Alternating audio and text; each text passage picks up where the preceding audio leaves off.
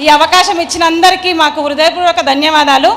నా పేరు శ్రీదేవి సార్, వికారాబాద్ జిల్లా కులక్చర్ల మండల్ పీరన్పల్లి నాది. నేను చిన్న సంఘంలో 2006లో జాయిన్ అయ్యాను సార్.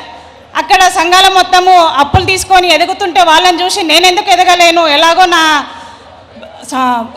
నాది మధ్యతరగతి కుటుంబం కదా, నేను ఎందుకు ఎదగలేను అని అందులో అప్పు తీసుకొని చిన్నగా వ్యాపారం చేసుకున్నాను సార్. కిరాణం షాపు నుంచి ఇప్పుడు నేను చాలా పెద్ద ఎత్తుకు ఎదిగాను సార్. నాతో పాటు ఒక 2-3కి ఉపాధి కూడా కల్పిస్తున్నాను. 20,000తో స్టార్ట్ చేసిన నా బిజినెస్ ఇప్పుడు 8 లక్షల దాకా వచ్చింది సార్.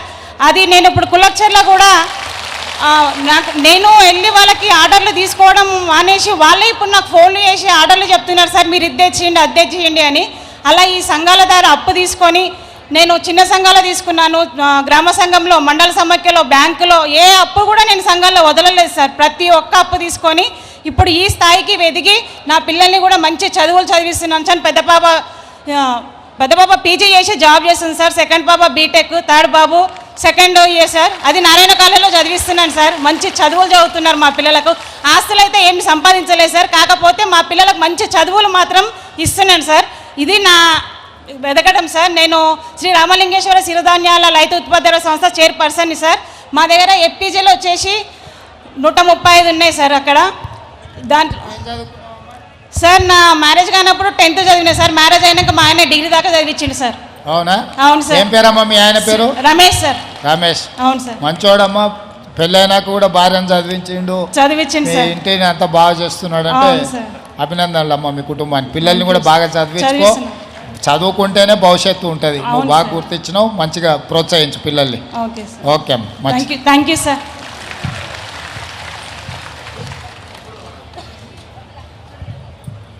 ఇప్పుడు ఆమె ఒక జోగిని వ్యవస్థ దురాగత పీడిత దానికి బాధించబడ్డ వ్యక్తి. ఒకప్పుడు జోగిని వ్యవస్థ నుండి తను పోరాడి బయటపడటమే కాకుండా వ్యవస్థను రూపుమాపడానికి 3 దశాబ్దాల కృషి కోసం నడుం కట్టి ఎంతోమంది విధివంచితుల జీవితాల్లో వెలుగులు నింపిన విజయగాథ వారిది.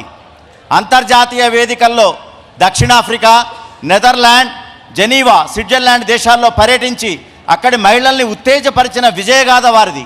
వారే మన హాజమ్మ, ఉట్కూరు గ్రామము మరియు మండలం. గట్టి చప్పట్ల మధ్య వారిని మాట్లాడవచ్చు.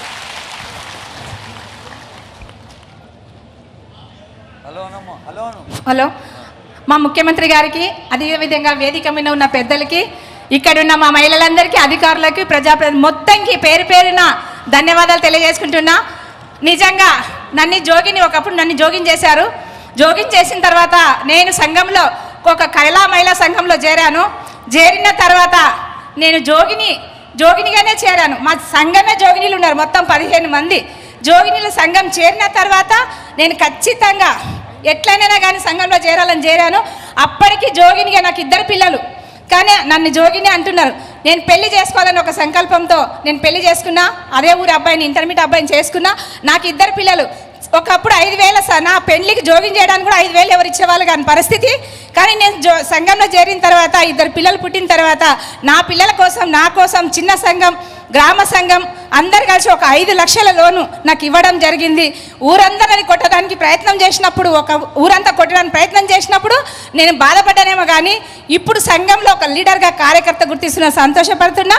ఆ సంఘంలో కనీసం నా కొడుకుకి, బిడ్డకి 5 లక్షల లోన్ తీసుకొని నా కూతుర్ని BS నర్సింగ్ చేయించాను, నా కొడుకుని ఇంజనీరింగ్ చేయించాను. దానితో పాటు నాకు కొంచెం ఊపిరి పీల్చుకున్నా. మా సీఎం గారు కోడంగల్ నియోజకవర్గంలో నాకు చాలా కష్టం అనిపించింది. మా జోగినీలు 500 మంది చనిపోయినారు. ఏం చేయాలో అర్థం కాక మా సీఎం అప్పుడు ఎమ్మెల్యే, కానీ తను ఎంత ఇబ్బందిలో ఉన్నా నా లెటర్ తీసుకొని అసెంబ్లీలో మాట్లాడితే ఈ యొక్క జోగిని దుర్మార్గమైన వ్యవస్థ 1350 నుంచి ఆ వ్యవస్థ ఉంది, ఎవరు మాట్లాడలేదు.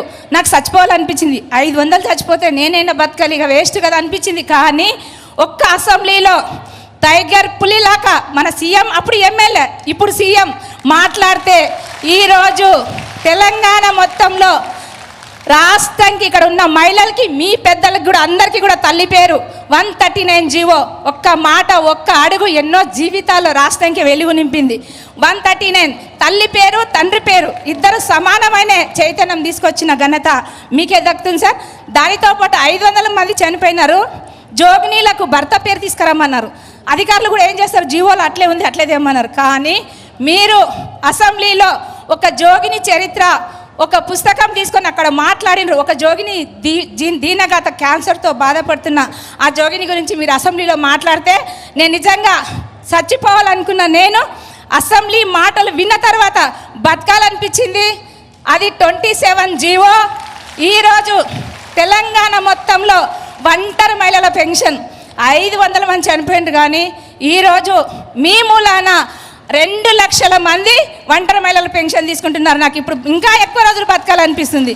దానితో పాటు ఇప్పుడు ఇక నేనైతే రోజు 30 ఏళ్ళ నుంచి నా పోరాటం కొనసాగుతుంది. రోజు డబ్బులు ఇచ్చిపోతుంది, కానీ ఈరోజు డబ్బులు బస్సులో పైసలు లేకుండా ఫ్రీ ప్రయాణం చేస్తున్నా. దానితో పాటు ఇంకా కొన్ని రోజులనే త్వరలో శుభవార్త, మాకు ఫ్రీ అంటే 500 సిలిండర్ కూడా వస్తుంది మనకి. ఇప్పటికీ ఉచిత ప్రయాణం, కరెంటు, ఈ సిలిండరు ఒక 6,000 బెనిఫిట్ మేము తీసుకుంటున్నాం. ఎందుకంటే ఆ నమ్మకం, ఆత్మవిశ్వాసం మాకు వచ్చింది. దీనితో పాటు నేను కళా మహిళా సంఘం జోగిన్గా జాయిన్ అయినా, నా పిల్లల్ని మార్పు తీసుకొచ్చిన మా కలెక్టర్ గారు, డిఆర్డిఏ అందరి సహకారంతో నా తెలంగాణలోనే 45 డేస్ మన తెలంగాణలో న్యూట్రిషన్ లేకుండా ఉన్నాం కాబట్టి న్యూట్రిషన్ రైస్ మిల్లు, నారాయణ మహిళా శక్తి రైస్ మిల్లు పెట్టడానికి మా అధికారులు, ప్రజాప్రతినిధులు అందరూ సహకరిస్తున్నారు.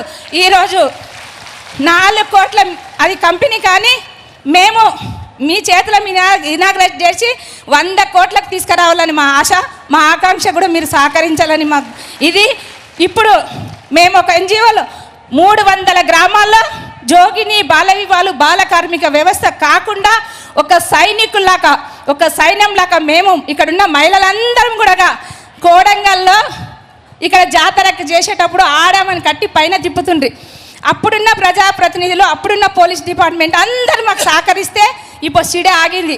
ఆడామని కట్టకుండా ఉన్నారు మన నియోజకవర్గంలో. ఈ ఘనత కూడా అధికారులకు అందరికీ, ఇక్కడున్న మహిళలు కూడా చాలామంది సహకరించారు. అది కూడా ఆగిపోయింది. ఇప్పుడు ఆత్మగౌరవంతో అందరూ పూజ చేసుకుంటున్నారు. దేని కూడా మేము సంతోషపడుతున్నాము. సామాజిక తెలంగాణని బద్దలు గుర్తి చెప్పగలుగుతాం ఇప్పుడు. ఎందుకంటే ఒకప్పుడు ఆ విధంగా ఉన్నాం, ఇప్పుడు మాత్రం మంచి జాతరగా మనం పేరు తెచ్చుకుంటున్నాం. కాబట్టి అదేవిధంగా ఈరోజు మీరు మాకు సీఎంగా వస్తారని కళలు కూడా ఊహించాను. కళనా నిజం అంటే ఈరోజు మీ ముందరుండి మేము మాట్లాడుతున్నాం. మా మహిళలందరికీ ఒక ధైర్యం వచ్చేసింది. ఈరోజు ఏమైనా చేస్తాం.